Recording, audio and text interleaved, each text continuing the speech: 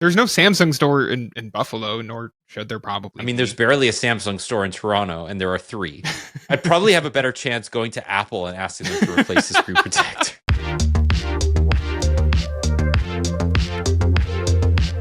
Hello and welcome to the Android Police Podcast. My name is Daniel Bader.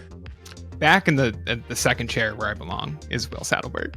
No, I think you did a fantastic job while I was out. Oh, thank you. I tried. I'm sorry for missing 2 weeks. That's unforgivable. And then coming back with even worse video quality than I had before.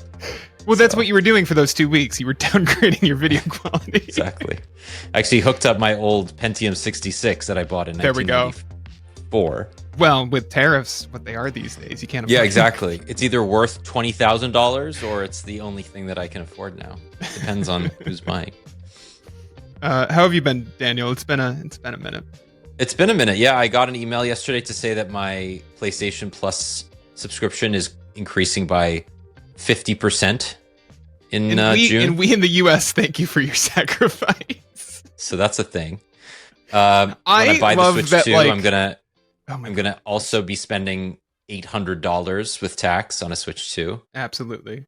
And I can't get over that Sony raised prices on the PlayStation 5 in like a bunch of regions this week, and everyone was like, and then, when the US is awake, they're gonna announce the US price increases. And like, they didn't. Those might still be coming. I'm sure they are, but like, it is very funny that we've now seen like two different, one a couple years ago and then now again, price increases for the PlayStation 5 lineup. And it's like, that hit the US yet? Nope. Yeah, I think because it was always priced high in the US, it didn't need to. But it's like their most important market that isn't Japan. They don't want people to stop buying PlayStation 5s here, I think. Is there anybody else in the country that hasn't bought one yet, though? That's a PlayStation 5? I'm sure. Now, do they want one? A console with no Bloodborne on it. And the Switch 2 kind of has Bloodborne on it. So really, what are you going to spend $500 on? A multiplayer Bloodborne. That's exclusive. I will take what I can get. A Bloodborne by another name smells just as sweet. We're not going to be a Switch 2 podcast. We're done. That's it for Switch 2. Okay. Yeah, you guys did talk a lot about the Switch 2 in the last 2 weeks, so I got my fill. But it was nice to see Ryan and Ben in the guest chair. That was fun to listen to while I was on the plane, kind of trying to sleep, but also trying not to let my 2-year-old son kick the chair in front of him. I did absorb, I would say, 80% of the podcasts in my relatively awake state. But I will say this, Ryan has the best accent. I love listening to that accent. Ben, I love, but he does not have the same quality of accent. I'm seeing him next week in New York in person. I'll give him that note. I want him to podcast in a fake British accent from now on, which I think will make him a must-have guest on every podcast there is. Okay, let's jump in. I did joke to you yesterday that I've forgotten how to podcast, so you may have to remind me how we're doing this. But the 9A, you kind of saved this for me, which I think I appreciate, but I also might resent. We're going to talk all about the Pixel 9A. By the time you listen to this, your review will be live on Android Police. I was kind of surprised by the early reviews in that most of them were extremely positive. Yeah. As is mine. Oh, good. Okay. Yeah. I'm excited to hear about it. Yeah. Give us your review summary, and then we can go from there. Yeah. My headline is that Google's Pixel 9a is all the smartphone you need right now. This is just a really well-rounded smartphone. Even if it was a little more expensive, I would actually still think that. But at $500, you think about where we were with the Pixel 7a 2 years ago, which also launched at $500. And I'm aware that this price could change in a week. Who knows? So we're setting aside tariffs and et cetera. Just we're going to talk about it at $500. This is 90% of the phone you get with the Pixel 9, maybe more, to be honest with you. And most of the cuts made in what I would describe as like the inverse of what Apple did with the iPhone 16e, most of the cuts I would say are sensible, like shipping with less AI features. And part of that is a result of only shipping with 8 gigabytes of RAM. But like, that's I think the cut that makes sense to make, as opposed to trying to shoehorn every current on-device AI feature into a device and jacking up the price while cutting more fan favorite features. Like this has an ultra wide camera that the iPhone 16e did not. Neither have something like MagSafe, but I don't think anyone expected that here. Stuff like that. So a lot of the noise I've seen from people, because as you said, the early reviews, we specifically decided not to push our review live at embargo to give myself a little bit more time with the phone. Because it was delayed and then sent out Yeah, after it was ostensibly going on sale. right, exactly. A lot of the early reviews, as you said, on this device are much more positive than I think the early impressions from last month and just observations from enthusiasts were. And I think that says a lot about this device, that you kind of have to hold it and use it to get what Google's going for here, which is nothing crazy impressive. It's just that this phone feels pretty much like the Pixel 9 I didn't review, but I used last year in a cheaper package. You can say the design is boring or unimpressive. Personally, I found it extremely comfortable. Like the balance issues and the bulk that I dislike on the Pixel 9 and the Pixel 9 Pro, it's not a problem here. Like removing that large camera bump helps to make it a more comfortable phone to hold that doesn't feel like it's top heavy in the way that I feel the Pixel 9 is. I have a paragraph in my review because there has been a lot of noise made, and we've talked about it here on the show about the Pixel's identity and whether the decision to subtract either a camera bar or a camera island, whatever you want to call it, on the Pixel 9 from the Pixel 9a, whether that comes at the cost of Google's brand identity. And the conclusion I came to was that I don't care. That's Google's problem. It might be a problem, but it's Google's, not mine. Google doesn't subsidize my purchase for helping to market its devices, is the line that I wrote. And I stand by that. Otherwise, the display is, I think, an identical panel to the Pixel 9. If there's a difference, I haven't noticed it. All of the specs are identical. It's a great screen. Like, it would be a great screen. It is a great screen on a device that is $300 more than this one. But at $500, it's killer. It's everything you would want. The camera's good. It's got the same issues I've been complaining about for a while now on Pixel phones, which is that the processing just kind of sucks a little bit of the saturation and pop and character out of your final shot. You can add it back in by editing, but I would prefer not to have to do that to every photo. That doesn't mean the photos are bad, though, and it does give you the flexibility to do that. There are a couple bad samples, I would say, in my collection and the review, but like largely speaking, when you're taking shots at 1x or 2x, like they come out pretty well. And the battery life is fantastic. I'm at about 2 hours of screen on time right now, along with a bunch of media playback, and I'm at 70%. So I don't think I've had a day where I've ended below 40, and that includes cellular use and all that. So yeah, I mean, kind of my conclusion is that this is like a really well-rounded device, and unless you are bullish on AI or you want a larger screen or you are a mobile gamer, in which case you should steer clear of Pixels in general, this is all you need in a smartphone. And I don't mean that in a like, it's just got the basics and nothing else. I mean, like, this is going to deliver you a modern experience that I think will hold up for several years, and it's only $500. So that's kind of where I land on it. And it's still got 7 years of 7 years updates. Yeah. The only reason I hesitate to be like, and it'll last you until 2032 is because like 8 GB of RAM, I didn't notice any hitches in my use, but who knows in 5 years if that just like, if Android is just not running on something with 8 GB of RAM, or not running well, I should say. I can't see into the future. I can tell you right now, it's not an issue at all. So it will be. It will be earlier than 7 years, but it will probably not be like a game. It's not a 2027 problem for sure. I think this is a problem. Like if 8 GB of RAM becomes an issue on this device, it won't be for at least 3 or 4 years, which I think for $500 is like a great value. Right. No company has been able to really fulfill that 7-year obligation because it only started 2 years ago. Right. With Samsung and then Google following suit.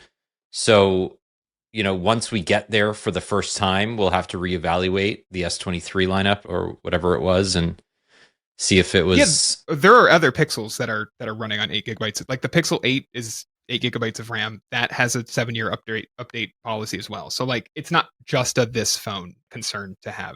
it's going to affect multiple devices that are running on 8 gigabytes of RAM. So it's not even a guaranteed problem. It's just something that you have to keep in mind in the same way that you would have said about something running on 4 or 6 gigabytes of RAM a few years ago. Yeah, absolutely. And I think what we're seeing now is, regardless of specs, people are holding onto their phones longer. Yeah. So they're just finding ways to make it work. And if tariffs increase prices, as well, we don't know, considering that in the last week, electronics were exempt from China's 145% tariffs, and then Trump came out a few days later and said, well, no, they're not. They're going to be. Did you hear why? Did you hear why this happened? He didn't like that people were using the word exemption. He thought it made him look weak. Right. No, because tariffs are manly. Absolutely. That's the reason. Yeah, but if you exempt things, that's weak. So so actually, never mind. We're gonna circle back to those smartphones. But an exemption is weak in general. Just as any exemption at all ever is weak. So I think we should talk about where we are right now in the sort of smartphone cycle, early to mid 2025. This is yet another year where the S20 lineup is underwhelming to some extent, although I think the S25 has been more positively received than the S24s were a year ago. We're still sort of looking at a number of players releasing devices down the road, but like in the last couple of weeks, we've seen pretty major releases from Chinese brands that will never make it over here. Notably, Xiaomi, Oppo, and their sub brands, and Huawei and Honor and those as well. And it feels just like one more reason to look at the North American smartphone market and go like, if this is the best we have, then we could either be grateful for it or we could be really, really mad about it. Because as you said, like the Pixel 9a is about as straightforward as it gets. In fact, it's one of the least physically remarkable objects that a company has released in a very long time. And yet, hanging your hat on all of these AI tools, which are somewhat downplayed on this release because, as you said, it can't do a lot of the things that the mainstream 9 series can do because it's only got 8 gigs of RAM. Google has to thread a very thin needle here in talking about how it's an AI-powered device, and increasingly Android appears to be, and we'll talk about this with the Motorola deal that they're inking with Perplexity a little bit later, the platform where AI makes sense. Yes. You know, like I just switched back to an iPhone a couple of days ago after using a number of Android phones over the last few weeks. And it is remarkable to me how much I missed both Circle to Search, which is not AI powered, but it's like just a very good tool that's baked into the OS, as well as Gemini. I think Apple has a huge problem that Gemini is baked into Android the way it is, because the 9A is missing, but it's really only missing Pixel screenshots. My favorite app, which is Pixel, which I don't like. I don't see any. I don't get any use out of it. So like no harm. Like who cares? And then call notes, just call notes, not like the other calling features in Pixel. Just call notes, which I don't know. Like I don't see as like a huge sacrifice. Like personally, like I wish it had the RAM just to have the RAM, but like in terms of the features that are missing, like I'm more upset that it shipped without QPR2 updates, which meant that I couldn't test out. This is my first time back on Pixel in a minute, and I couldn't use the new mode stuff they added in March because it's not coming to this phone until Android 16 for whatever reason. It's like a broken menu right now for some reason. But it's like that's kind of it. The rest of it, especially stuff that requires any kind of cloud processing, that's all here, including Pixel Studio if you want to use it. I don't know why you would.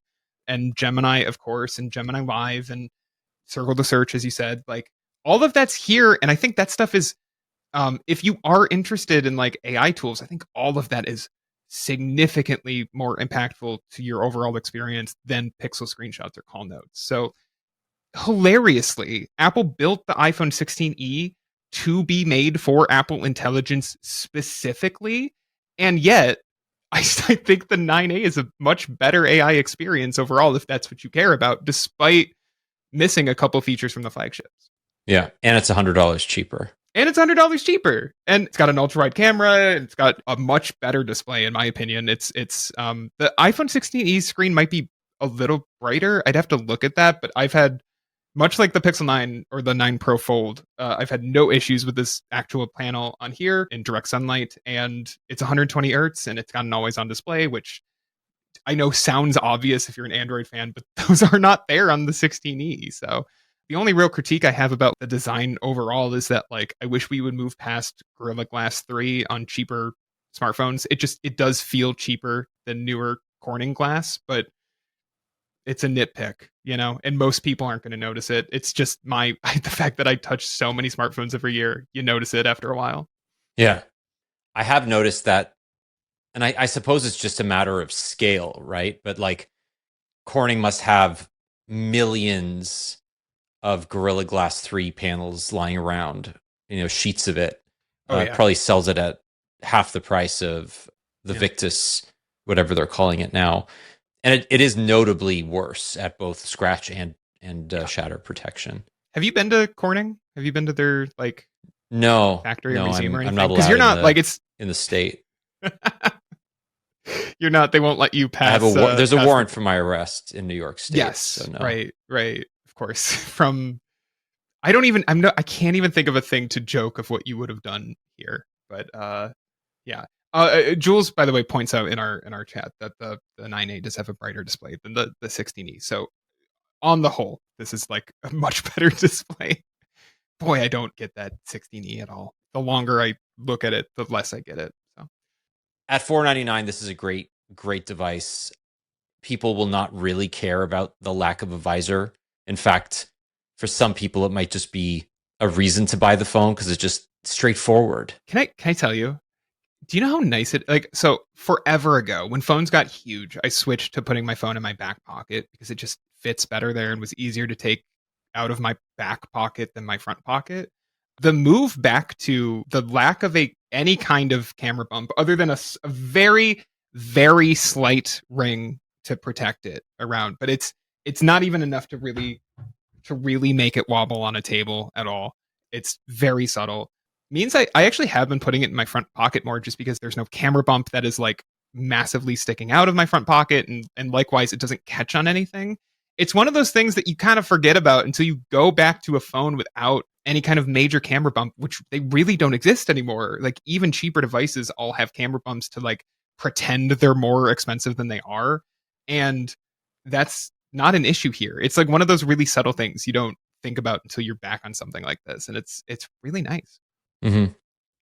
After using the Xiaomi 15 Ultra for the last 3 weeks, I can attest to how absolutely insane it is to have a shelf on the back of your phone. Like, we have gotten used to this, and it sucks. It sucks. It really sucks. It's not a good experience. It sucks until it's not there, and you're like, oh right, I've always hated this. I've just gotten so used to it that I stopped noticing it. But none of these camera bumps are great. The only defense of them is that it's like, oh, well, most people slap a case on their phone.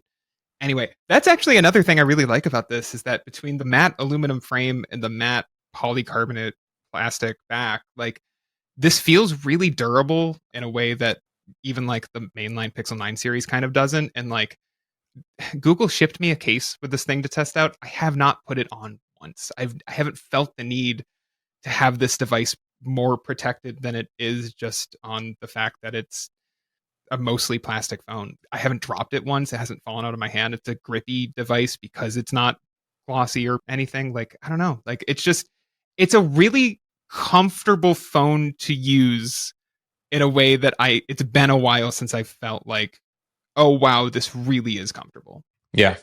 It's like when the first time you use an iPhone mini and you're like, oh right. Yeah. Phones were this size for a decade. They should have been that size. They should have stayed this size, maybe. And Samsung just ruined it for everybody. It's so unfortunate to look at this and be like, yeah, it's like kind of a small phone, and it's a 6.3-inch device with like relatively large bezels. It's not. Oh, I should mention if this phone has large bezels.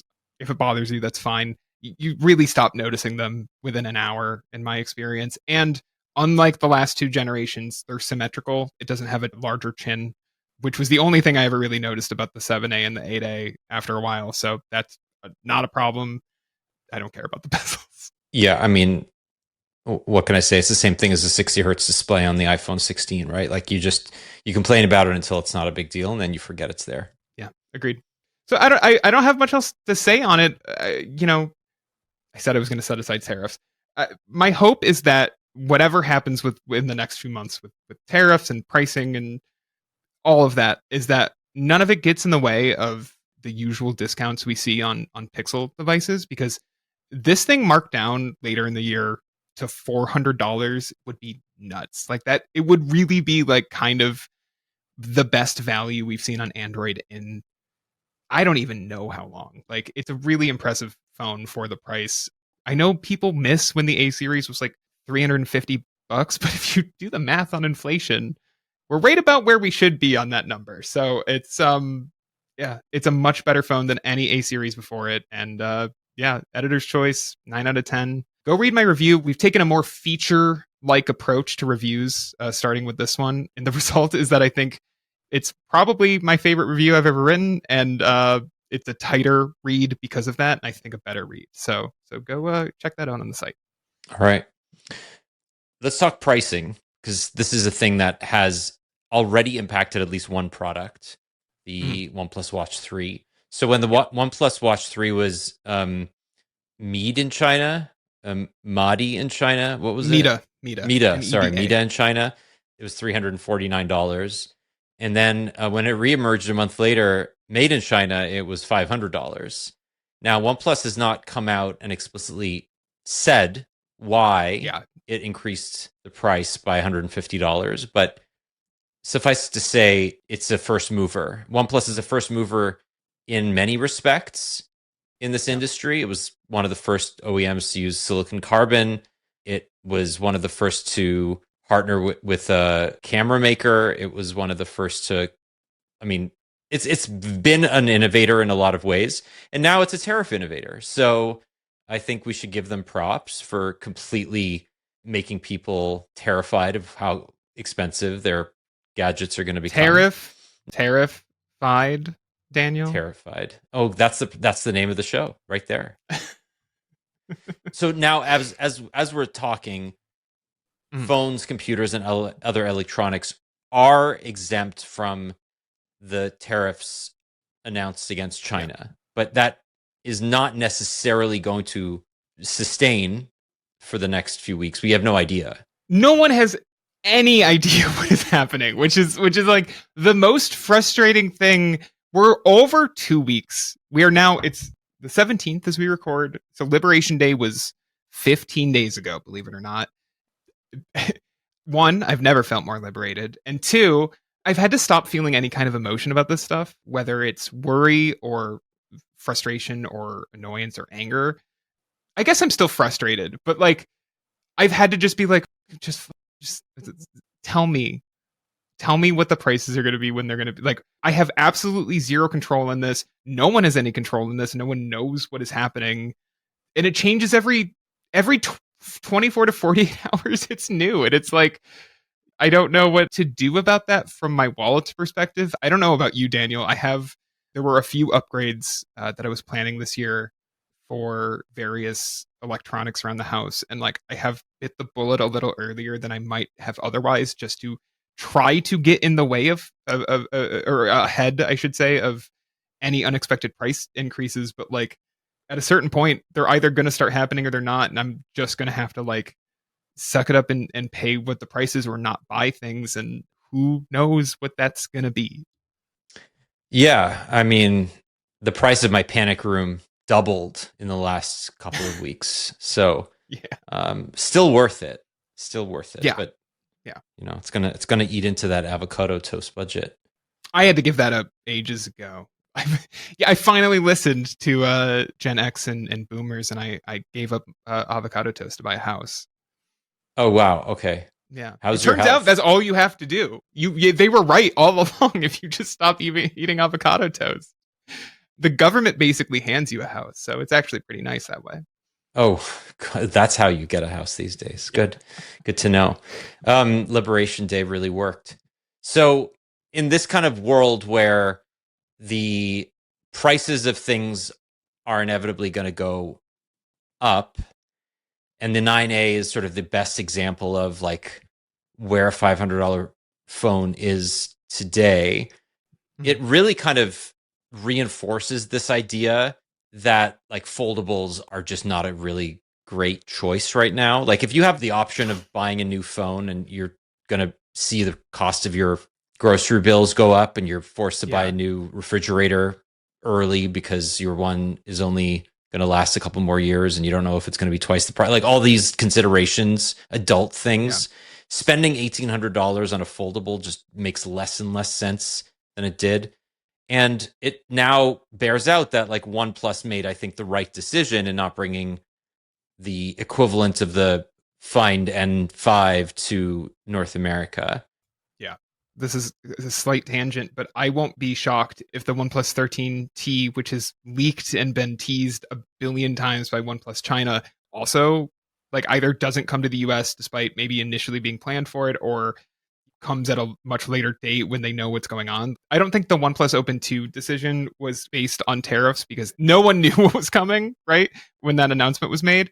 But now that we do, and now that we've seen OnePlus have to raise the price of the OnePlus Watch 3 by, I think it was like 52%, I wouldn't be shocked if they're like, oh yeah, the OnePlus 13T, that's a China phone. Sorry, like if depending on how long these tariffs are set and how long a trade war with China wages on, I wouldn't even be shocked to see like OnePlus kind of pull out of the U.S. market for a while, like at least in terms of new devices. Like who knows? Yeah, I mean, so many companies, Razr, Yeah, they've already sort yeah, of pulled absolutely. direct consumer purchases from the US market, right? Yeah. Nintendo, I don't know if you've heard, but they delayed pre orders for the Switch 2. What? Breaking news. Um, and like, this is not going to get any less pervasive, right? Yeah. And I think obviously OnePlus was thinking about tariffs because the specter of tariffs was there during and before the campaign started in 2024. And as 2025 approached, it only got more and more realistic as President elect Trump started talking to the press and promising the things that he has now implemented. So there's, from my perspective, no doubt that the parent company of OnePlus and Oppo and Vivo were taking this into account. But I do think companies like OnePlus, they're a little bit more nimble and they're Yeah. allowed to make these decisions a little bit more freely because, for all intents and purposes, their phones are sharing a number of hardware and software features with their larger Yeah. Oppo counterparts. So the OnePlus Open 2 would have just been a North Americanized version of an existing product. Right. And it just makes it a lot cheaper to scrap it at the last minute. I've gone back and forth on this over the last few weeks anyway, Yeah. trying to figure out whether a foldable makes sense, whether it's the right purchase for some people, whether it's even the right purchase for the folks that it was right for 2-3 years ago, and whether it overly complicates workflows and in general just like doesn't make you a more productive person. And Yeah. for every Michael Fisher who God genuinely gets bless. more out of a He foldable, I'm seeing does. I wish I could do what he does with foldables. It's just not. I've tried it. It doesn't work for me.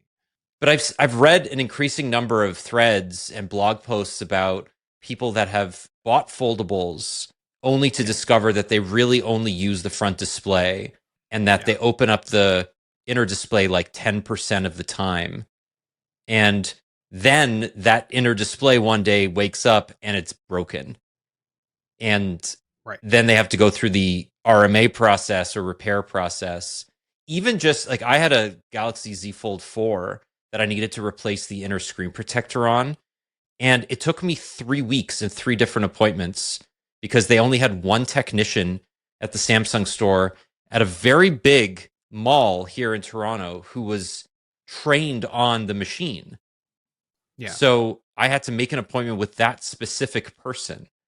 And it still cost me $80 to get the inner screen protector replaced. And that's Toronto. Like, think about like even like here in Buffalo, I would probably have a harder time. You know what I mean? Like that's this is walking into a Samsung store. It's not even right. You Break I Fix or a third party. Exactly. There's no Samsung store in Buffalo, nor should there probably be. I don't know why that would be here. I mean, there's barely a Samsung store in Toronto, and there are 3. So, I don't know what to tell you. I'd probably have a better chance going to Apple and asking them to replace the screen protector on my Galaxy than I would at a Samsung store at this rate. Look, listen. Aren't all phones the same? They Samsung do basically just ripped you guys off, right? Just do it. Just do it. Everybody's sort of waiting on pins and needles, trying to figure out like what's going to happen to prices over the next few months. Yeah. And the first mover here with OnePlus is a good example. But at the same time, I think the Switch 2, even if it stays at $450, will be one of those examples of like, can these companies eat the costs or find a way to pass the costs on in other ways? So like for Sony, for instance, I made the joke at the beginning of the show, they're not increasing the price of the PS5. They're increasing the price of a PS Plus subscription by 50%. Yeah. Right. So they're not their margins on hardware are going to go down, but they're going to try to make up for it in subscription revenue. And I think that's something that we're going to see a ton of in the next few months, where companies will either try to launch subscription services or force you into paywalls where you didn't have to spend money before, or they just straight up increase prices and call it like a quality assurance increase or whatever. I don't think there's a subscription that I've regretted canceling less than PlayStation Plus. When it went up to 80 US a year or two ago, whenever that happened, I was like, yeah, I don't get $80 of value out of this. And I don't. And I didn't really get $60 of value out of it. And I don't miss it at all. To your point, boy, I wouldn't be shocked if Sony decided to like, oh, we don't want to raise the price of the PS5 in America because people won't buy it, but we're going to implement like a required PlayStation Plus subscription or something. I don't know. I could see it happening. Or they just make it less enticing to be on the essential tier. And yeah, they take away it's the essential tier becomes just like online multiplayer. Yeah, exactly. And they other put perks. the free games behind the plus tier, and then the extra tier becomes like their plus tier essentially. Exactly. And I mean, the thing that Nintendo's doing by putting chat behind a Nintendo online subscription feels like a trend-setting move. It already was kind of. The Switch's dumb smartphone one was also behind Switch Online. Yeah, it's just no one used it. And no one might use this either. It's just obviously much more in your face because it's implemented into the system and it's got a button on the controller. There's a button. I mean, people are going to accidentally press it all the time. Yeah, absolutely. I won't use it, except for when I'm playing the multiplayer Bloodborne game, and then I guess I will. So. I've watched way too many YouTube videos about why it's the dumbest move in history to charge $10 for what amounts to like a tech demo of the Switch 2. What's that game called? Or the thing? It's not even a game. It's got a bad name that is hard to remember. So yeah, it's like Switch 2 online experience or something like that. Technical experience. Anyway, it's not worth $10, and it's ridiculous that they're charging for it. And every time I heard a Nintendo executive try to defend the move, they were so ambivalent about it. It's actually really fun and more interesting than you think. And it might be, maybe, but like, you know what game was also fun was Astro's Playroom. Do you think Astrobot would have sold nearly the amount of that it did if Astro's Playroom wasn't free? No. It's one of those things where you need a Reggie Fils-Aimé in there because I believe Reggie Fils-Aimé was the guy who was like, no, Wii Sports needs to be a pack-in, and Nintendo of Japan did not want it to be a pack-in. The Wii is not the success it is today, or was. It didn't become one of the best-selling consoles of all time without Wii Sports being bundled Correct. together.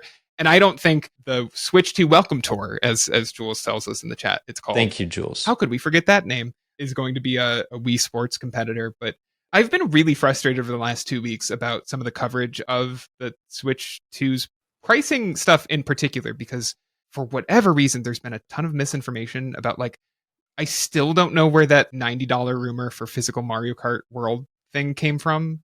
That was never real, but people just have been talking about it like it's real for 2 weeks. And like, I don't know where that came from.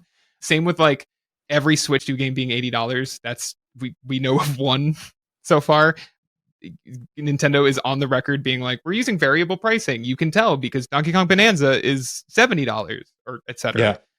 Same with the 450 price, where I'm like, this thing looks to be about as powerful or maybe a little more powerful than a Steam Deck, which is roughly equivalent in pricing. I don't know. It's just, to me, it's all of these things of like people freaking out for some reason over pricing of things that, like, when you zoom out, I actually haven't watched today's Mario Kart World Direct yet because I'm saving it to watch tonight with Maddie when she's home from work. That game looks impressive as hell, and I've got more than $60 worth of value out of Mario Kart 8 Deluxe, and I'm sure I will get it out of this one. And I think we're going to see a lot of pricing fluctuation over the next few years, in part because of things like tariffs and inflation, but also just because, like, a lot of things didn't adjust to inflation. I was buying $60 video games when I was in like late middle school, like early high school. That was the price for so long that I'm not surprised to see games start to push back up into $70 and $80. And I felt that way at the PS5's launch, and I feel that way now. And I get that people are frustrated because Nintendo products don't go on sale as often as what you'll find from Sony or Microsoft or third-party developers. But like, man, at the end of the day, like, it's either a fair price or it's not. If you don't want it, don't buy it. But the complaining is weird. All of that to say, the one thing I agree on that people are complaining about is the Welcome Tour package, because it's like, what is that? What is that doing? And to take it back to, because I promised we weren't going to talk about the Switch 2. I promised, and I've broken my promise. On the foldable side of things, foldables might be a victim of people realizing that the idea of an all-in-one device probably isn't realistic for most people. Like, maybe for some people, for the Michael Fishers of the world, yes, right? Like, but I certainly could not do my job on one device. Like, there are things I need to do that cannot be squeezed down into a mobile app. Like, I will need a laptop, or at the very least, like some kind of like large screen tablet, along with the ability to add things like a microphone to record a podcast with, and a webcam to be on video with you, Daniel. Things like that. And I've been wondering a lot about, like, because I have all these like single purpose devices now, I've been using my PlayStation Portal a lot while I've been playing through the Kingdom Hearts series. And it's like, I spent $200 on this thing last year. I have a backbone. I could have just popped any number of Android phones into my backbone, including devices that don't have SIM cards in them. So I'm not even worried about getting notifications interrupting while I'm playing a video game. And yet, it's so much nicer to pick up this dedicated device that was custom built for the thing I want to do it for. It is just holding a controller with a bigger screen in the middle than any smartphone I have.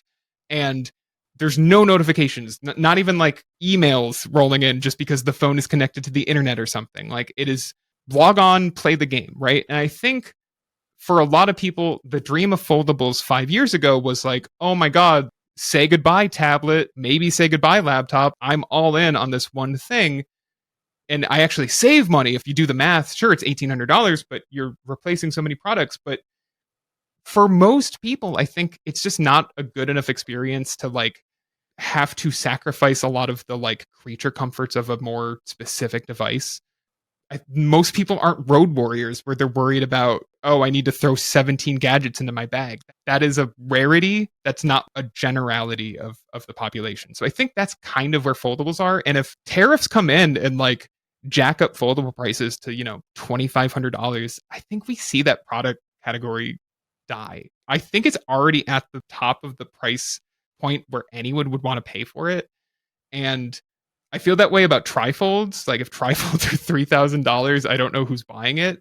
And I feel that way about like future foldables if they have to get more expensive. Yeah, I think the last thing I will say about it is we saw pretty credible rumors in the last week from Android headlines that the Pixel 10 Pro Fold will be $100 cheaper than the 9 Pro I don't Fold. think these rumors are credible. You don't think so? Okay. I wrote a whole article about how I didn't think they were credible. Okay, well, okay, let's take them with a grain of salt for sure, but let's also, I think it's worth running down just the notion that Google, which, as you've said, is able to bring prices down on its, let's call it, budget devices without sacrificing a significant amount of functionality.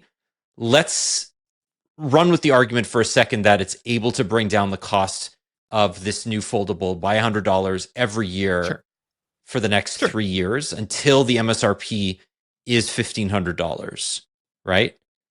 So it's going to start this year at $16.99, then $15.99, and then $14.99, right? That's where I think the end game is.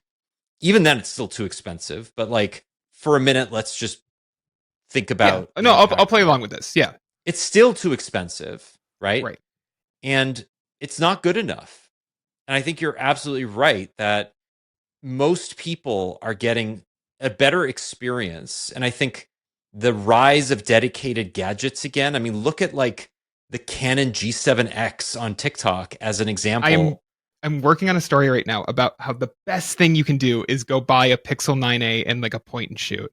And the only problem, the only hitch in the road on that one is that it's like impossible to buy a good point and shoot right now. They're all sold out because of TikTok. But like realistically, I fully agree with you. Like going down that road of like, let me get a cheaper smartphone that does all of the smartphone stuff I need. And then I can use the savings I didn't spend on that smartphone to get a nice e-reader, a nice camera, like you end up with a more robust experience than just shelling out $1,800 for one product. Go ahead. No, I think that's right. I think we're in the age of intentionality again. And I think I think it's come full circle for a lot of people who are burnt out on notifications, right? And this bears out every time. So my wife is like an inveterate physical book reader. Like she loves the physical book. And her and I often end up, after putting the kids down, on our respective couches in the living room reading. And she's reading a book and is able to sit there for an hour, 2 hours and read. And I'm reading on my phone.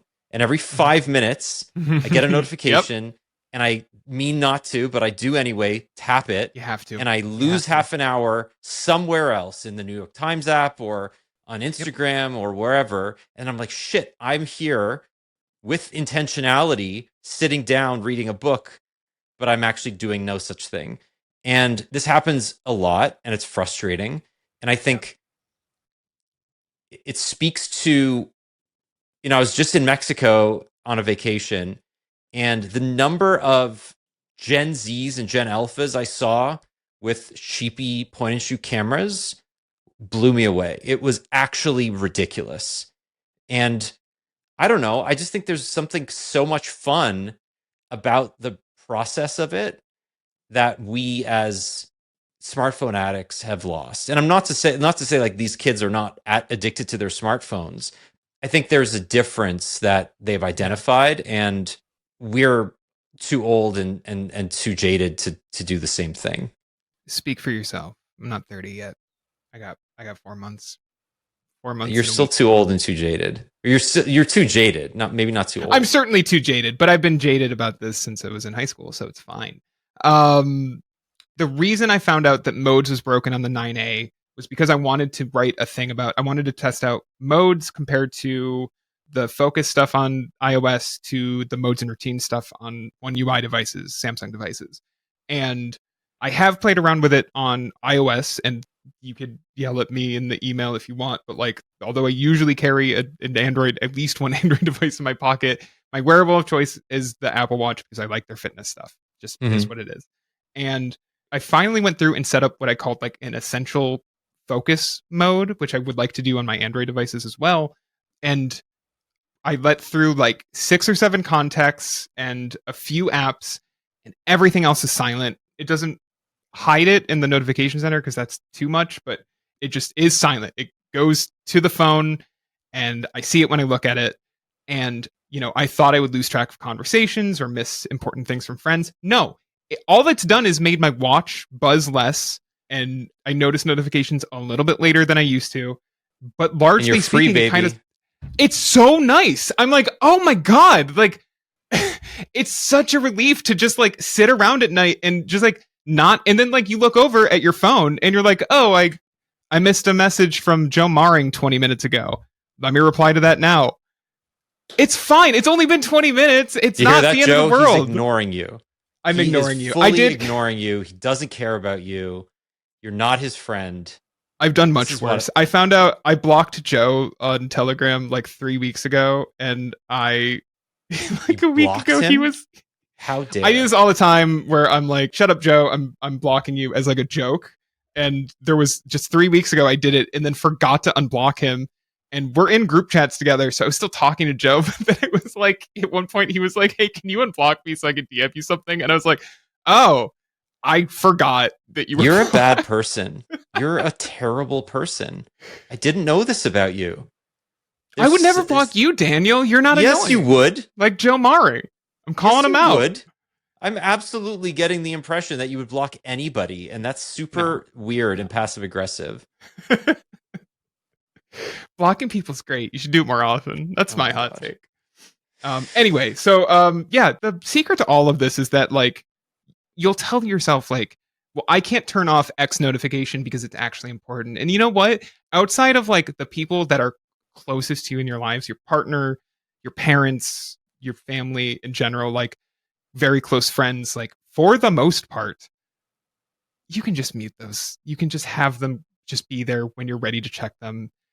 And you know, so far the world has not ended, and it's great, and it's why I'm dying for modes to finally come to the 9A in 2 months. But I am fully on team like forget notifications. You'll see those things eventually. Okay, all right, I like it. Let's end very quickly by talking about this ad tech lawsuit that Google lost today.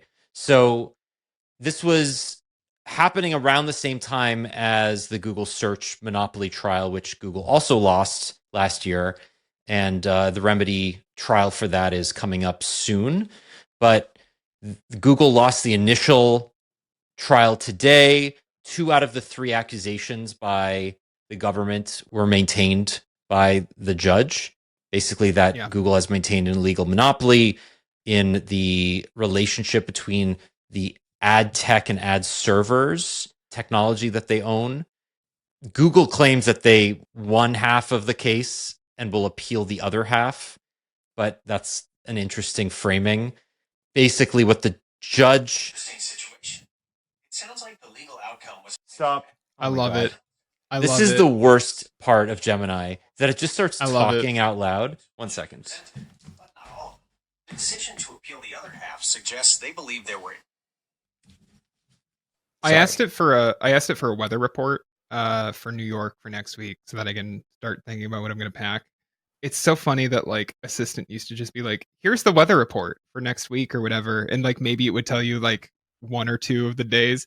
And Gemini not only gives me, it's like 7 minutes of audio, but it's also like broken where it like doesn't know how to read like the degree sign. So it starts just like spitting out like code at you when it hits like any kind of degree symbol.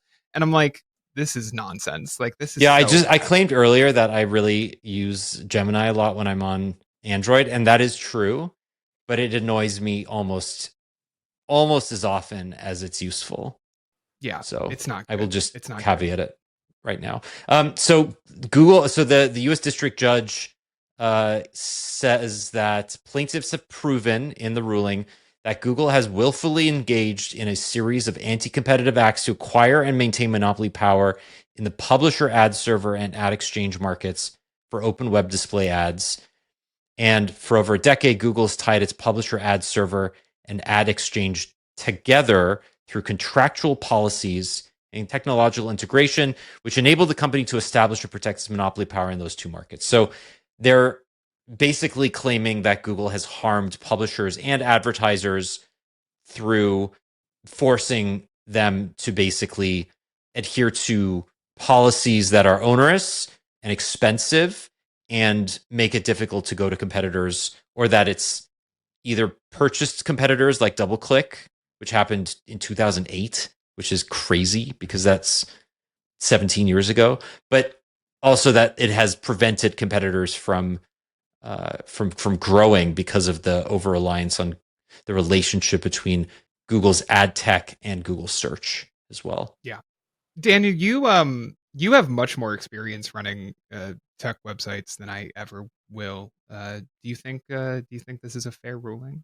Yeah, absolutely. I think it's a fair ruling. So do think I. Google, I just wanted to you're just more of an authority on this than I am.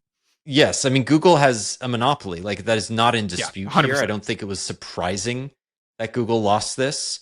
What's interesting is Google points to competitors like TikTok as emerging competitors to like traditional online ads. Yeah. And obviously Meta, which is also at trial right now for something very different. And also pointing at TikTok. These companies must be so happy that TikTok actually didn't shut down a few years ago when they were absolutely lobbying the government to shut down TikTok because of security concerns. Because, boy, they can just point to it and be like, no, look, competitor. Whew, yeah. Thank God, competitor over there.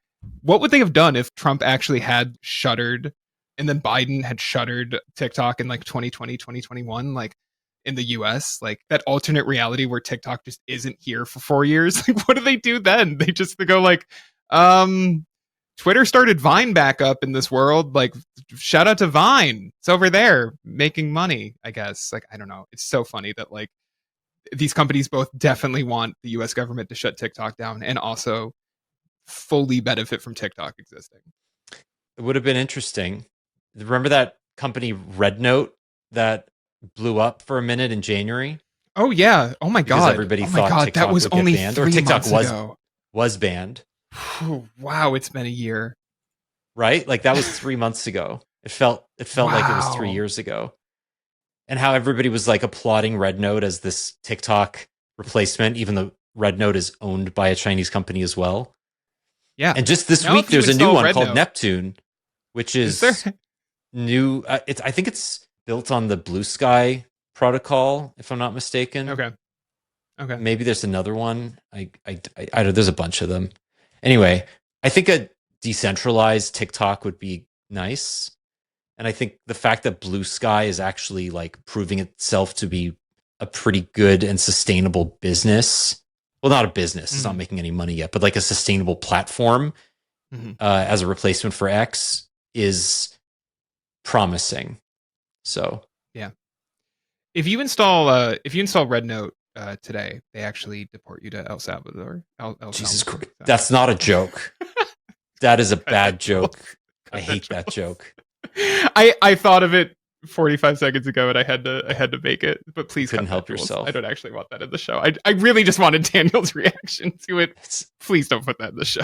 Please put it in the show, don't Jules, because we know that he's a bad person already. So this will just reinforce my supposition. Me? I'm a bad person? Okay. That's fine. I do. Is it because I block people? Because yes. I block Joe Mari? Yes. It's just Joe. It's not Joe's the only one. Joe doesn't deserve that. He's a sweetheart. Right, you know what, Daniel? I'm blocking you on Telegram right now. Fine.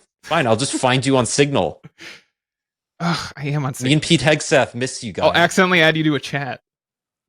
We miss you. All right, that's the show. What we're gonna do? Our what's making us happy this week. So Will, you go first. What's making you happy this week? Oh, are you just saying me because you don't have one yet? I have one. I don't know. I don't. Well, you go first. I don't know what's making me happy this week. Nothing. What? There's got to be something.